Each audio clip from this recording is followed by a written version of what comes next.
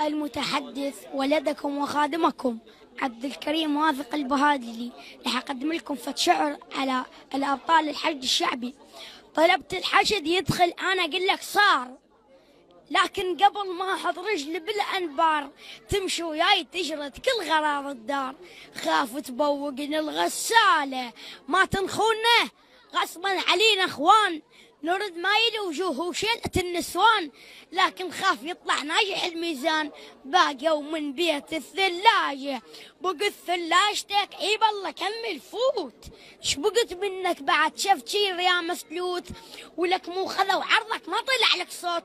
المثلك كوني طمروحة حسبالي العمرة تقول لي من طبيت، حسبالي العمرة تقول لي من طبيت. المثلك نصب كوني حطنا بتكريت، امشي وياي حملك كل غراض البيت، بس رد محمد لطواله، بس رد محمد لطواله. والسلام عليكم ورحمة الله وبركاته.